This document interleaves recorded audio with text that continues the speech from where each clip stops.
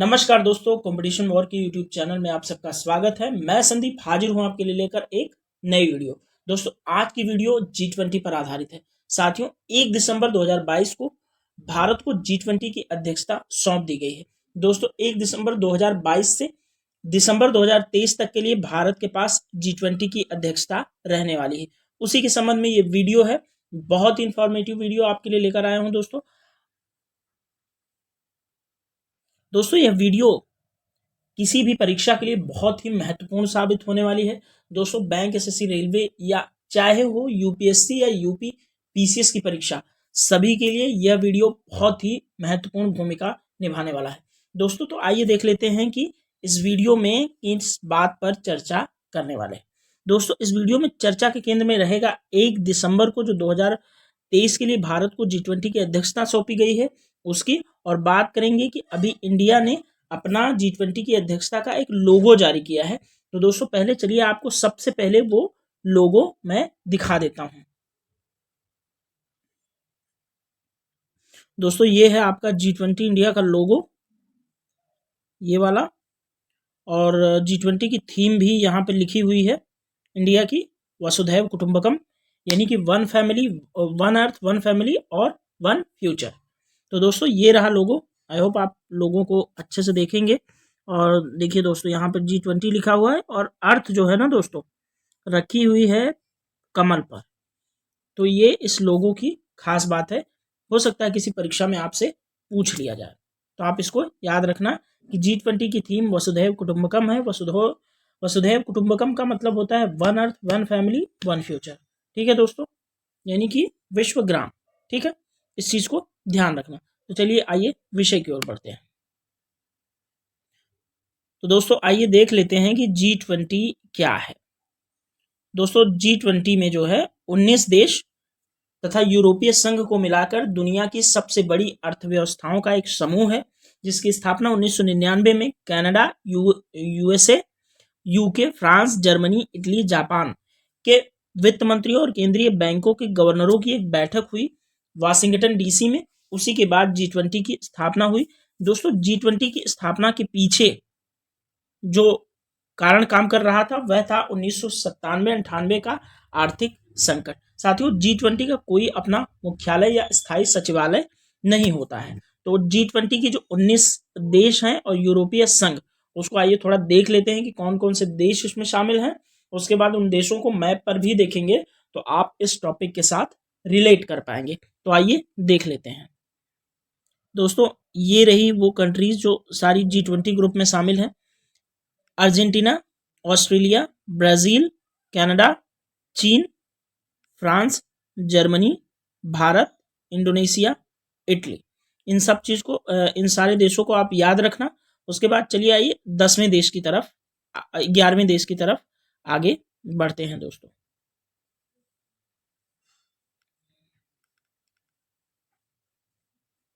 दोस्तों, ये रहा आपका अगला दक्षिण कोरिया, जापान, मैक्सिको, रूस, सऊदी अरब, दक्षिण अफ्रीका, तुर्की, यूनाइटेड किंगडम, संयुक्त राज्य अमेरिका और यूरोपीय संघ। दोस्तों, यूरोपीय संघ के अंदर तकरीबन 28 देश आते हैं। ठीक है, तो 28 देश सब मिला करके यूरोपीय संघ का निर्माण करते हैं, जो कि यूरोप के सारे देश हैं। दोस्तों, अभी हाल फिलहाल में 2-3 साल के अंदर जो यूनाइटेड किंगडम था वह भी यूरोपीय संघ का हिस्सा था, जो अब यूरोप से निकल गया। तो जो यूरोप से ब्रिटेन निकला था उसको एक नाम दिया गया था। दोस्तों, आपको याद रखना है, ब्रेग्जिट। ठीक है दोस्तों, तो चलिए आइए थोड़ा सा इन कंट्रीज को सभी पे इनकी मैप पे लोकेशन थोड़ा देख लेते हैं तो हमें और अच्छे से समझ में आएगा। तो दोस्तों, ये रहे आपके G20 के जितने भी कंट्रीज हैं उसका मैप। तो G20 की कंट्रीज दोस्तों जो येलो सर्किल में, जैसे ये येलो में है, वही सब G20 की कंट्रीज हैं। ठीक है, और बाकी जो थोड़ा ब्लू वाला पार्ट है, जैसे ये सब देश हैं, ये सब दोस्तों वो हैं जो गेस्ट कंट्रीज G20 के अंदर आते हैं, वे हैं। तो यहाँ से इस वाले कॉन्टिनेंट से, यानी कि उत्तर अमेरिका से देख लेना है, कनाडा, यूएस और मैक्सिको, 3 देश। और हमें दक्षिण अमेरिका से देख लेना है, दक्षिण अमेरिका महाद्वीप से ब्राज़ील और अर्जेंटीना है। और यूरोप से दोस्तों देख लेना है यूनाइटेड किंगडम, यूके, फ्रांस और जर्मनी, इटली। ठीक है, ये चीज़ याद रखना है कि ये यूरोप से हैं और बाकी ये जो आपको बताया है मैंने, ये सब वाले हैं, ये मेहमान देश हैं दोस्तों। और आइए देख लेते हैं कि ये मिडिल ईस्ट के अंदर से आपका सऊदी अरबिया और अफ्रीका के अंदर से साउथ अफ्रीका, और ये रहा आपका चीन, तो ये PR चीन दिख रहा है, पीपल्स रिपब्लिक ऑफ चाइना। और ये आपका यूरेशिया से रशिया, और ये यहाँ यूरोप के अंदर जो है टर्की दोस्तों। दोस्तों टर्की का जो एक शहर है इस्तांबुल, वह जो है आधा यूरोप में पड़ता है आधा रशिया में, तो इसलिए रशिया टर्की को हम एक ट्रांजिशन फेज में, यानी कि संक्रमण जो दोनों का क्षेत्र है यूरोप और एशिया का, वहाँ पर बसा हुआ देश मान सकते हैं। ठीक है दोस्तों, और ये रहा आपका जापान और साउथ कोरिया। ठीक है दोस्तों, और ये रहा आपका इंडोनेशिया, और नीचे रहा आपका ऑस्ट्रेलिया। ये आपको देख लेना है दोस्तों। तो आई होप आपको मैप जो है अच्छे से दिख गया होगा, मैप समझ में आ रहा होगा। तो चलिए आगे बढ़ते हैं विषय की तरफ। दोस्तों हमने देखा कि G20 की स्थापना 1999 में होती है, जब Canada, UK, USA, France, Italy, Germany, Japan के वित्त मंत्री और केंद्रीय बैंक के गवर्नरों की एक मीटिंग होती है वाशिंगटन DC के अंतर वाशिंगटन DC दोस्तों अमेरिका में है, यानी कि अमेरिका मतलब USA, United state of America. 1997-98 का आर्थिक संकट इसके केंद्र में रहा। G20 का कोई अपना मुख्यालय नहीं है, और 2008 से सरकारों के प्रमुखों के स्तर की मीटिंग G20 के अंदर स्टार्ट कर दी गई थी। 2009 से दोस्तों अंतर्राष्ट्रीय आर्थिक सहयोग मंच के रूप में काम करने लग गया था G20। दोस्तों प्रत्येक देश जो है G20 का बारी बारी से मेजबानी करते हैं, यानी कि अध्यक्ष बनाए जाते हैं। जैसे कि 2022 में जो G20 का अध्यक्ष था वह था इंडोनेशिया। और अभी जब भारत को 2023 के लिए G20 की अध्यक्षता सौंपी गई है, और 2024 के लिए हम देखेंगे कि ब्राज़ील को अध्यक्षता सौंपी जाती है। तो इसलिए बारी बारी से जो है सभी देश इसके मेजबान होते हैं, जो कि सदस्य देश हैं दोस्तों। आइए थोड़ा सा आगे बढ़ते हैं। दोस्तों G20 का जो महत्व है उस पर हम थोड़ी सी बात करेंगे कि G20 आखिर इतना महत्वपूर्ण क्यों है। दोस्तों G20 दुनिया की कुल GDP का 85% कवर करता है, अंतरराष्ट्रीय व्यापार का 75% तथा कुल वैश्विक आबादी का 2/3 कवर करता है, और दुनिया के भूभाग का दोस्तों 60% G20 के कंट्रीज कवर करते हैं। दोस्तों कुल 193 देशों की जो GDP है वह $95 ट्रिलियन है, जबकि अकेले G20 कंट्रीज का GDP का जो आकार है वह $75 ट्रिलियन है दोस्तों। अगर इन 20 देशों की अर्थव्यवस्था को छोड़ दिया जाए, जिसमें यूरोपीय संघ भी शामिल है, इनको छोड़ दिया जाए तो बाकी दुनिया सिर्फ 20 ट्रिलियन डॉलर की इकोनॉमी रह जाती है दोस्तों। तो ये रहा आपका G20, इसीलिए इतना इम्पोर्टेंट एक मंच बन जाता है दोस्तों।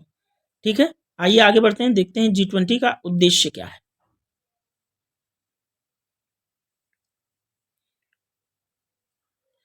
दोस्तों G20 के उद्देश्य की अगर बात करें तो प्रारंभिक समय में जो है इसका उद्देश्य ये है कि वैश्विक अर्थव्यवस्था की जो चुनौतियां हैं उससे निपटा जाएगा, और वैश्विक वित्तीय स्थिरता को सुनिश्चित करने पर भी इस पर ध्यान दिया जाता है G20 के अंदर। साथ ही दोस्तों G20 के अंतर्गत वैश्विक अर्थव्यवस्था को कैसे आगे बढ़ाया जाए, इस बात पर भी विस्तृत चर्चा होती है दोस्तों।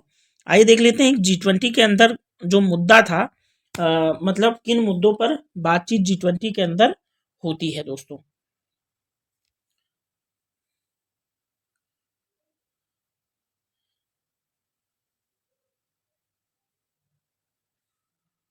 साथियों G20 के अंदर जो प्रारंभिक मुद्दा था, जो पहले G20 की जब स्थापना हुई थी उसके कुछ इनिशियल जो फेजेस में, जो शुरुआत के वर्ष थे, उसमें सबसे महत्वपूर्ण था कि ये देश माइक्रो इकोनॉमिक्स के साथ डील करते थे।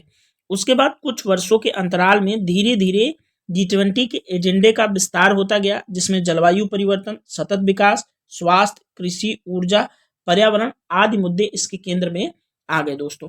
अब आइए बात करते हैं थोड़ा G20 की जो भारत को अध्यक्षता सौंपी गई है उसके बारे में।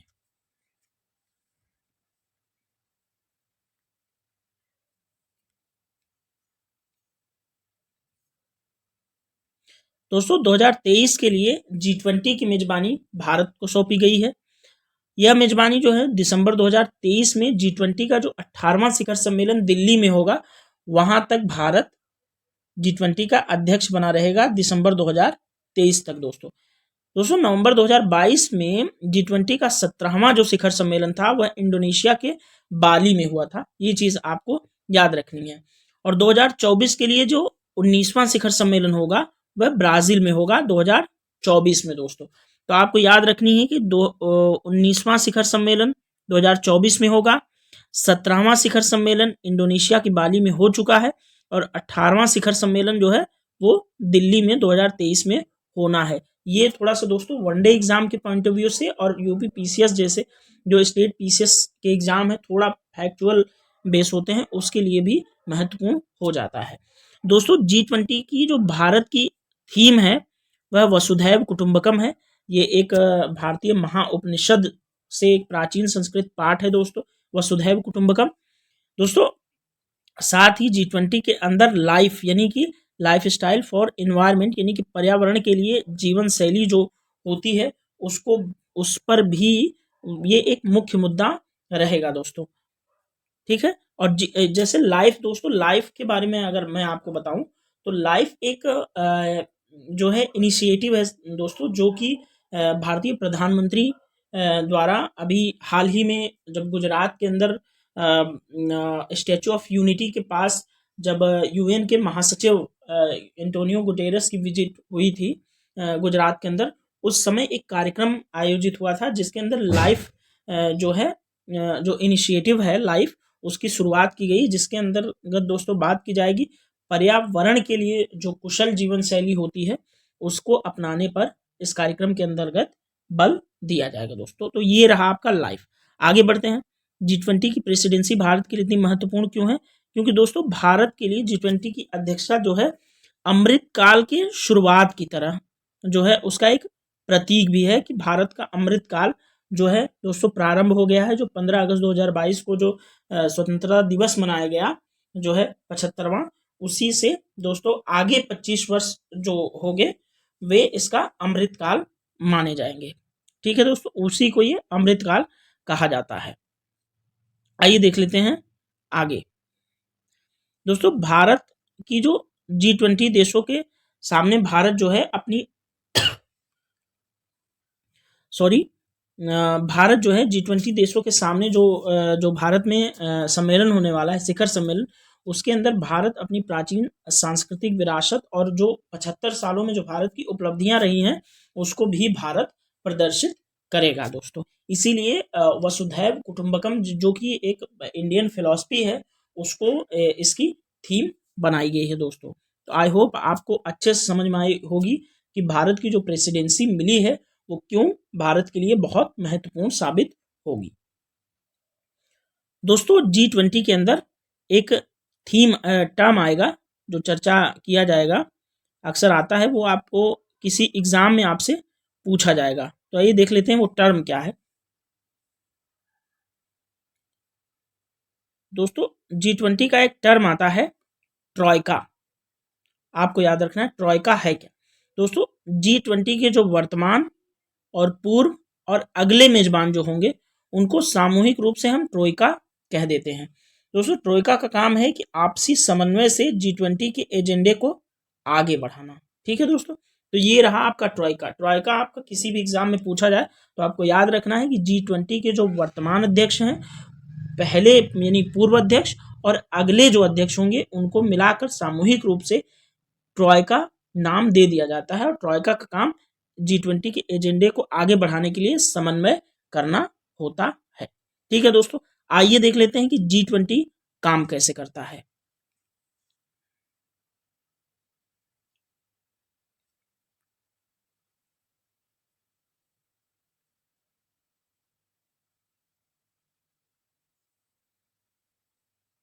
साथियों, आपको पहले भी बता चुके हैं कि G20 का कोई स्थायी सचिवालय या कार्यालय या मुख्यालय नहीं है। दोस्तों G20 जो है ये इसके एजेंडे जो हैं और काम का जो समन्वय है वो प्रतिनिधि देशों द्वारा किया जाता है। इसके अंदर दोस्तों केंद्रीय मंत्रियों की बैठक, गवर्नर, केंद्रीय बैंक के गवर्नरों की बैठक, वित्त मंत्रियों की बैठक और शेरपा, इसको मैं इसलिए सर्किल के अंदर कर रहा हूँ क्योंकि शेरपा एक शब्दावली है जो आगे इस पे बातचीत होगी। और विशेषज्ञों का एक कार्यक्रम का आयोजन दोस्तों होता है। और शेरपा देख लेते हैं आगे होता क्या है, क्योंकि G20 की जो जब अध्यक्षता मिलती है, जैसे 1 साल के लिए भारत को मिली है, तो इसके दोस्तों अंतर्गत पूरे साल भारत के अंदर तकरीबन 200 मीटिंग्स G20 से रिलेटेड होंगी, जो कि बहुत सारे अलग अलग भारत के सिटीज में आयोजित की जाएंगी और उससे भारत के पर्यटन को भी बढ़ावा मिलेगा, उससे भारत के पर्यटन को लाभ मिलेगा। दोस्तों आइए देख लेते हैं शेरपा क्या होता है।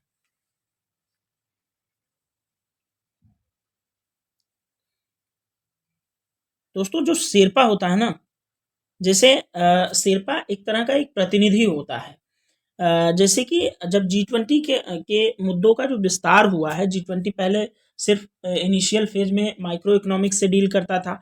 अब दोस्तों भ्रष्टाचार, पर्यावरण, जलवायु परिवर्तन, इन सब, ऊर्जा, इन सब जैसे मुद्दों पर भी जब बात करता है, तो इन मुद्दों पर विशेष रूप से जो बात करने के लिए एक प्रतिनिधि नियुक्त किया जाता है, उसी को हम शेरपा बोल देते हैं। दोस्तों जो है राजनीतिक जुड़ाव, भ्रष्टाचार, विकास, ऊर्जा जैसे मुद्दों पर बातचीत करते हैं शेरपा।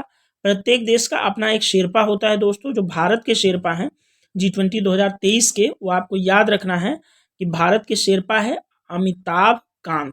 दोस्तों अमिताभ कांत नीति आयोग के पूर्व CEO रह चुके हैं, चीफ एग्जीक्यूटिव ऑफिसर। ये आपको याद रखना है कि G20 2023 में भारत के शेरपा कौन होंगे, तो अमिताभ कांत। ये आपके एग्जाम के पॉइंट ऑफ व्यू से बहुत ज़्यादा महत्वपूर्ण है कि किसी भी एग्जाम में आपसे पूछा जा सकता है कि जो G20 2023 है उसकी उसके जो शेरपा कौन होंगे, तो आपको याद रखना है अमिताभ कांत। अमिताभ कांत कौन है, पूर्व CEO हैं नीति आयोग के। दोस्तों आइए अब देख लेते हैं कि भारत की अध्यक्षता के केंद्र में कौन कौन से मुद्दे होंगे, यानी कि जब शिखर सम्मेलन हो रहा होगा भारत में नई दिल्ली में 2023 के अंदर, तो कौन कौन से मुद्दे पर चर्चा की जानी है। दोस्तों इस सम्मेलन के अंदर जो है कोविड-19 के कारण जो छोटे देशों पर कर्ज संकट हुआ है और वो लगातार बढ़ता जा रहा है, उस पर भी बात की जाएगी। जैसे श्रीलंका की अर्थव्यवस्था आप जानते हैं किस तरह से डिस्ट्रॉय हुई, पूरी देश की इकोनॉमी। हालांकि श्रीलंका की इकोनॉमी को डिस्ट्रॉय करने में और बहुत सारे इंटरनल एक्सटर्नल फैक्टर्स काम करते हैं, लेकिन हाँ इन सब बातों पर चर्चा होगी कि किस तरह से पूरी दुनिया के छोटे छोटे देश पर कर्ज का जो संकट है वो बढ़ता जा रहा है। साथ ही दोस्तों विश्व अर्थव्यवस्था में जो मंदी के संकट हैं उन पर भी बात की जाएगी। और साथ ही बात की जाएगी यूएन में जो भारत की स्थायी सदस्यता है उसको भी लेकर। दोस्तों जो यूएन के अंदर स्थायी सदस्यता की जो एलिजिबिलिटी होती है, भारत अभी उसको लगभग पूरी एलिजिबिलिटी को पूरा करता है, लेकिन अभी भी यूएन यानी कि यूनाइटेड नेशन के अंदर भारत को स्थायी सदस्य नहीं बनाया गया है। दोस्तों भारत इमर्जिंग इकोनॉमी भी है, दुनिया की 5वीं बड़ी अर्थव्यवस्था है भारत, तो इस लिहाज से भारत सारी क्वालिफिकेशन अपने पास भारत रखता है जो कि यूएन के जो स्थायी जो है सदस्य बनने के लिए चाहिए। दोस्तों इस और आगे IMF जो है इंटरनेशनल मॉनेटरी फंड और WTO यानी कि विश्व व्यापार संगठन जो है, उसमें भी सुधार की जो चर्चा है वो इस सम्मेलन के अंदर की जाएगी। और दोस्तों साथ ही बढ़ती कीमत जो है, आप जानते हैं कि पूरी दुनिया में इस समय एसेंशियल कमोडिटीज़ जो हैं, जो खाने पीने की ज़रूरी चीज़ें हैं, उनका दाम किस कदर पूरी दुनिया में बढ़ता जा रहा है। और बात सब्सिडी पर की जाएगी और DBT यानी कि डायरेक्ट बेनिफिट ट्रांसफ़र पर भी इस G20 सम्मेलन में जो भारत के अंतर्गत होने जा रहा है उस पर दोस्तों बात की जाएगी।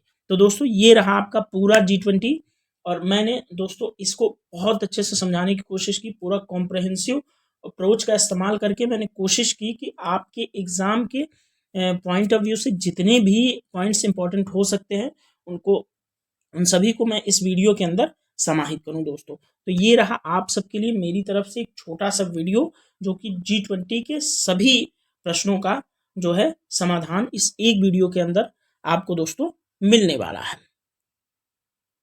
दोस्तों इस वीडियो में अब यहीं से इस वीडियो को एंड करना पड़ेगा। इससे पहले दोस्तों वीडियो को एंड करूं, मैं आप सबको बता देना चाहता हूं कि चैनल पर बहुत सारी वीडियोस अपलोड किए जा चुके हैं जो कि करंट अफेयर्स से रिलेटेड हैं, और दोस्तों साथ ही साथ एनसीईआरटी की जो एक सीरीज चल रही है उससे संबंधित 4 वीडियोज जो है 3 चैप्टर को पूरा संपूर्ण रूप से अच्छे तरीके से ख़त्म करके आपके सामने 4 वीडियो के रूप में लाया जा चुका है। 5वें वीडियो की तैयारी ऑलरेडी चल रही है दोस्तों अगर एनसीईआरटी का जो वीडियो देखते हैं वह एनसीईआरटी जो है, जो मैं डिस्कस कर रहा हूं दोस्तों, पहली एनसीईआरटी वह है समकालीन विश्व राजनीति, जो कि कक्षा 12 की राजनीति विज्ञान की एक पुस्तक है जो कि अंतरराष्ट्रीय संबंधों पर आपकी फाउंडेशन जो है ना क्लियर करने के लिए, मतलब आपकी नींव को मजबूत बनाने के लिए और अंतरराष्ट्रीय संबंधों के बारे में आपकी डीप समझ विकसित करने के लिए उस एनसीईआरटी का आपके जीवन में बहुत बड़ा योगदान साबित होगा। और दोस्तों उस एनसीईआरटी को मैंने बिल्कुल बोरिंग नहीं बनाया है, वीडियो के अंदर पीडीएफ चल रही होती है और उसके अंदर बहुत अच्छे से कहानी नुमा अंदाज में चर्चा करने की मैंने दोस्तों कोशिश की है। इसलिए एनसीईआरटी का जो वीडियो है बहुत ज़्यादा आपके लिए इम्पोर्टेंट हो जाता है, और जाके सारी वीडियोस को देखिए, और भी जो चैनल पर करंट अफेयर्स से रिलेटेड वीडियो अपलोड है उसको भी आप लोग दोस्तों देखिएगा। तो दोस्तों यहीं पर इस सेशन को ख़त्म करना पड़ेगा, समाप्त करना पड़ेगा। आगे फिर मैं उपस्थित होऊंगा आपके लिए ताज़ा तरीन मुद्दों पर, करंट अफेयर्स के मुद्दों पर, हालिया घटनाक्रम पर आधारित कुछ और विषयों को लेकर के जो कि नित नई घटनाएं प्रकाश में आ रही हैं, उन पर एक कॉम्प्रहेंसिव अप्रोच के साथ अच्छा वीडियो बना करके आपके सामने नॉलेजेबल, जो कि बहुत ज़्यादा इंफॉर्मेटिव हो आपके एग्ज़ाम के पॉइंट ऑफ व्यू से, उसको लेकर के आपके सामने उपस्थित होऊंगा दोस्तों। धन्यवाद।